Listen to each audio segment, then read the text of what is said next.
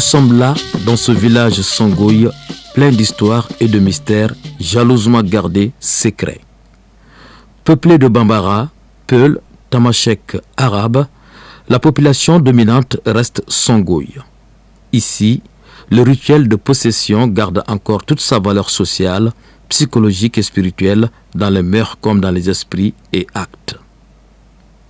En effet, dans les milieux Songoï et Zarma, le chef n'est pas assez fort, assez puissant pour faire passer toutes ses décisions sans contestation. Les empereurs n'ont pas fait exception à la règle.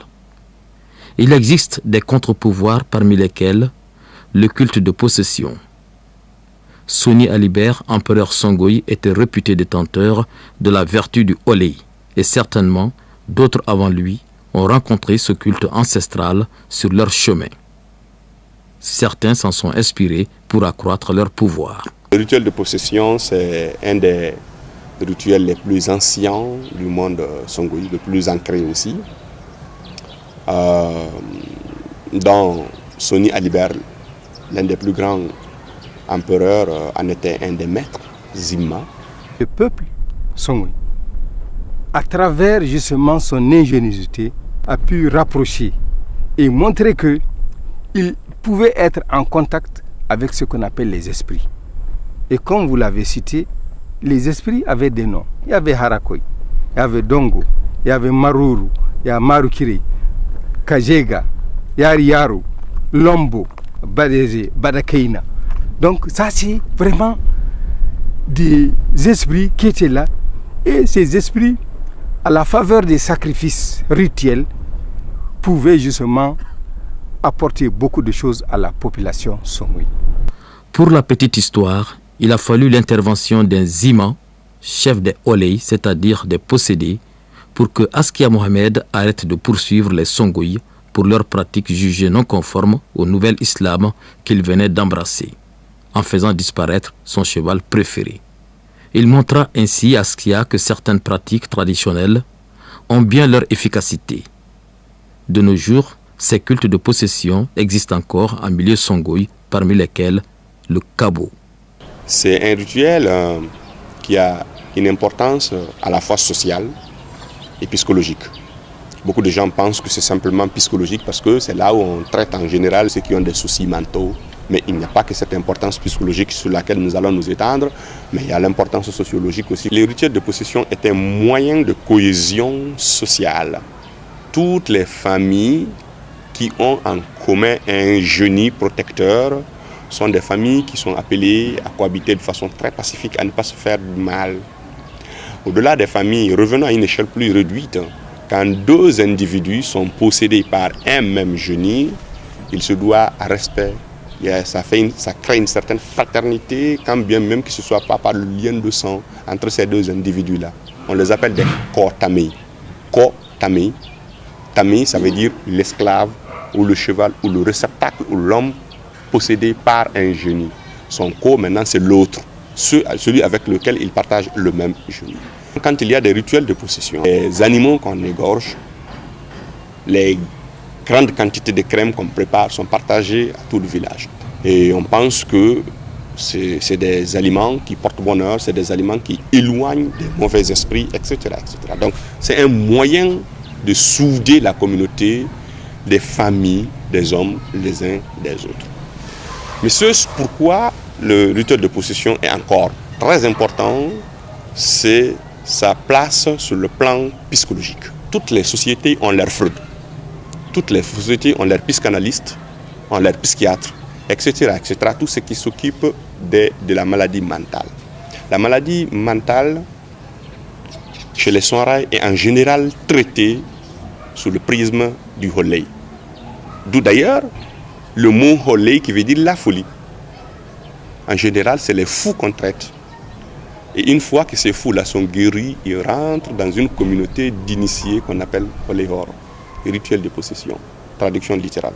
Dans toute société, on a des gens qui, pour une cause ou une autre, deviennent des déviants.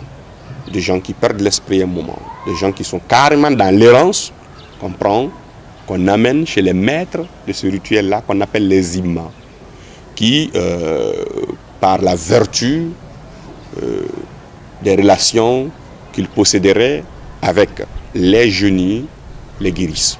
On a vu des gens qu'on a ligotés pieds et mains, qu'on a amenés au cours d'une nuit avec le son magique du violon, avec la puissance incantatoire des maîtres Zima, on les a guéris. C'est des gens qui sont retournés dans la communauté normalement. En fin d'hivernage, après les récoltes, a lieu cette cérémonie dénommée Kabo. Après plusieurs tractations et sacrifices, notre présence a été finalement acceptée. Le Kabo est une grande quantité de crème que le chef des possédés fait préparer. Tiré du nom de la plante aux vertus magiques et médicinales utilisée dans la préparation de la grande crème, le Kabo est fait à base de mil auxquelles sont ajoutées des épices assez fortes et piquantes telles que le piment et d'autres produits dont la nature est strictement gardée secrète. Ce produit fini d'après les croyances prévient les mauvais sorts et guérit plusieurs maladies. Cette cérémonie est un signe de reconnaissance de la part des adeptes. À travers eux, toute la communauté, vis-à-vis des génies du ciel, de la terre, de l'eau et du vent. Et cela pour la protection du village et de la bonne récolte. Le Kabo désigne également l'événement annuel des rituels de possession Songoï dédié particulièrement aux génies, les anciens du panthéon Songoï.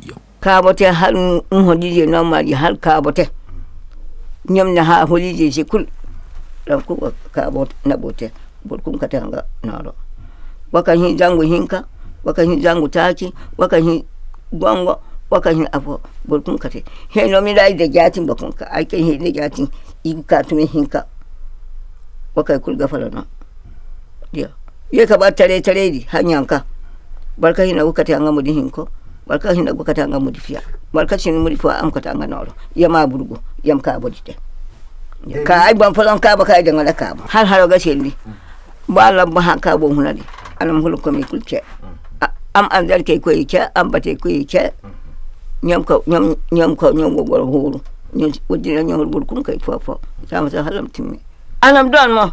Kabo, d'ailleurs, le mot vient d'un arbre qui est consacré à la guérison de certaines maladies psychologiques, Kabo, Ferro, etc. La cérémonie se fait après l'hivernage pour remercier les esprits du ciel d'avoir donné une campagne pluvieuse, beaucoup de mil, beaucoup de récoltes. À l'avant-veille déjà, il y a une cérémonie d'immolation, une cérémonie de sacrifice d'animaux pour explorer les esprits, pour aussi exorciser les mauvais esprits qui peuvent éventuellement perturber le déroulement normal de la cérémonie. Cette immolation se fait dans une aire, et l'air n'est pas profane, elle est sacrée. Sur cette aire, on immole généralement des cabris, des moutons, des coqs, plusieurs, généralement entre 3 et 7, un coq blanc, un coq noir, un coq de multicolore couleur qu'on appelle en soirée Niao, qui représente tous les génies, quel que soit leur bord.